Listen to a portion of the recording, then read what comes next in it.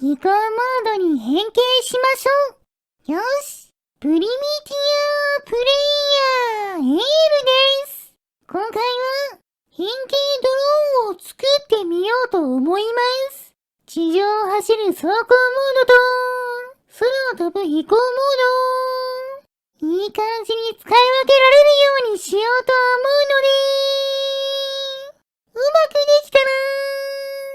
チャンネル登録してもらえると嬉しいです。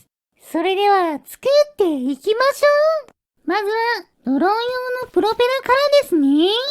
なるだけコンパクトにするためにオブジェクト描画距離を利用して作った64枚重ねた羽を設計図機能で呼び出したら、上昇用のプロペラに最適な浅い角度で組み合わせた軸を作ってモーターと組み合わせます。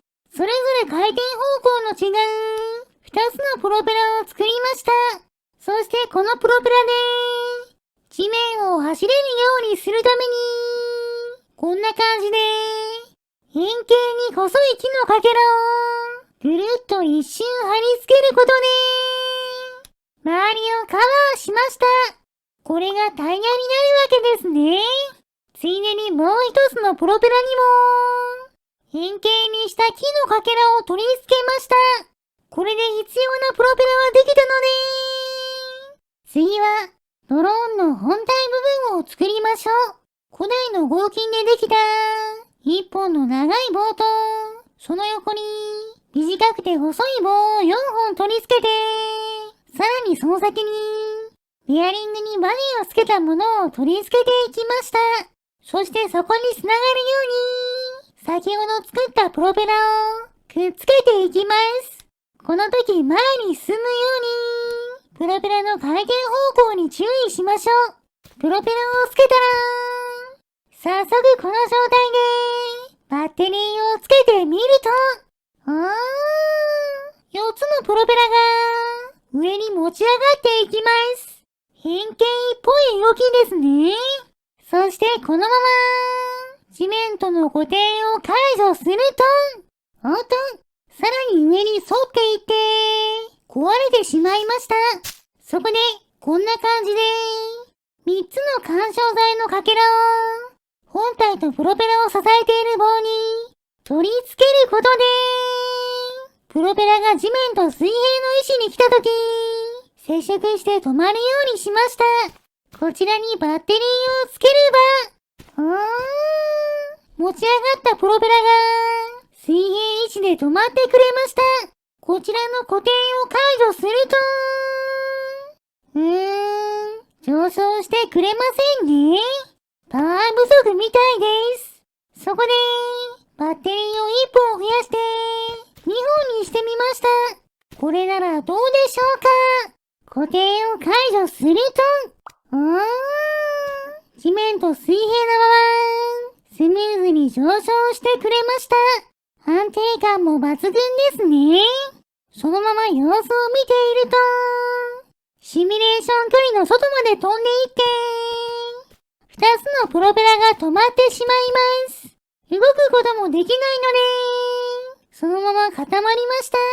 これで飛ぶことは確認できたので、私が乗れるように、部品を追加していきましょう。バランスを良くするために、中心付近に乗りたいので、補修材の位置をずらして、真ん中の方に、木の板を組み合わせた操縦席を取り付けます。そして、手の力で変形させるレバーと、操縦桿をつけたら、こんな感じで、レバーを動かすことで、電気をオンオフできる、スイッチを作って、取り付けましょう。さらに、本体の下の方に、地面との距離を取るためのタイヤを追加しました。最後に、スイッチと本体の配線をつなげれば、変形ドローンの完成です。地上では、垂れ下がったプロペラで前に走って、プロペラを水平に持ち上げると、空を飛ぶ飛行モードになるはずです。早速乗ってみましょう。スイッチを入れると、プロペラが水平に持ち上がって、機体も浮かび上がりました。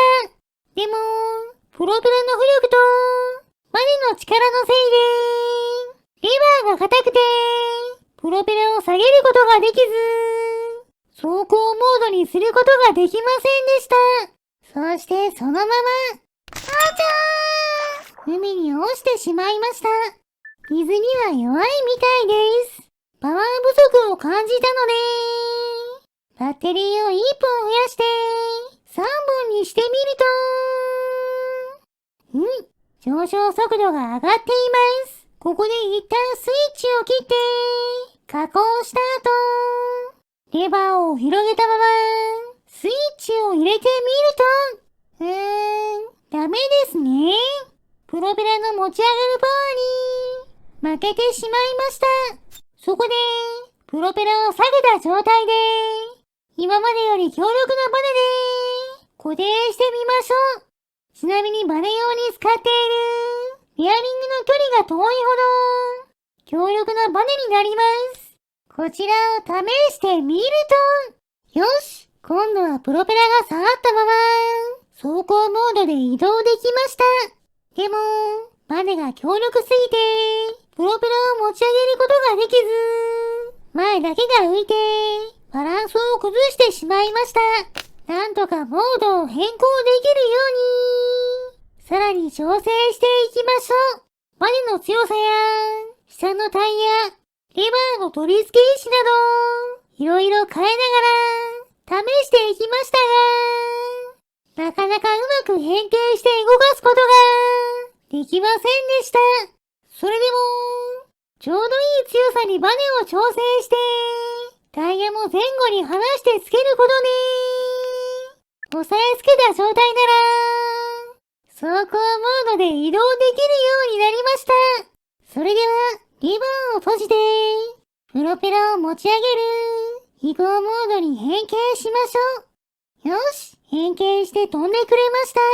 移行モード中は、真ん中の操縦桿を操作することで、レバーより楽に操作できますが、ちょっと安定感が悪くなります。この状態でレバーを広げて、走行モードになろうとしても、プロペラの浮力に負けて、変形できないので、一旦スイッチを切って、地面に置いて、スイッチを入れ直し、プロペラの回転が低いうちに、レバーを押さえつけることで、走行モードを維持したまま、進むことができます。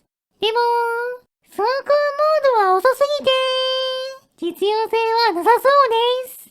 ちなみに、プロペラの浮力を抑えるため、バッテリーは2本に戻していますが、そのせいで、空中で早く移動するのは難しいですし、風が強いと流されていきます。やはり、2つのモードに変形できるようにすると、どっちも微妙な性能になってしまうんですね。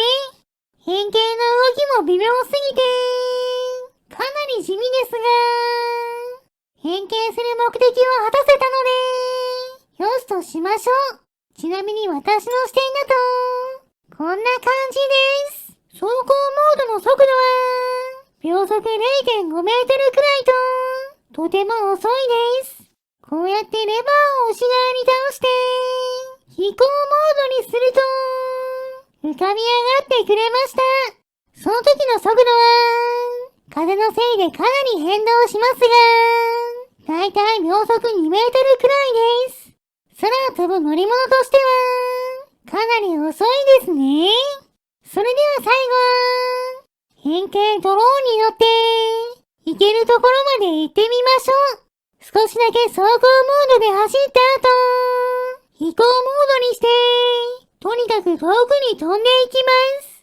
風に流されているので、風の方向に機体を向けて、そのまま進んでいきましょう。あと少しで陸地というところで、バッテリー切れです。でも、泳いで持っていけば、簡単に島に着くことができました。空の旅はここまでですね。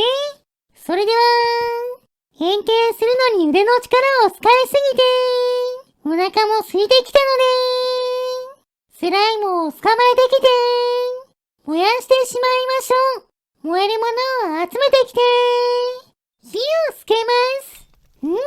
いい感じに燃えていますね。よし。スライムも美味しそうに焼けたので、食べてしまいましょう。もちろん、今回頑張ってくれた、変形ドローンさんにも、お裾分けしてあげます。はい。どうぞ。今回の動画はここまでです。面白かったと思ったら、チャンネル登録、高評価もしていただけると嬉しいです。リクエストなど、コメントもお待ちしていますね。それでは皆さん、まー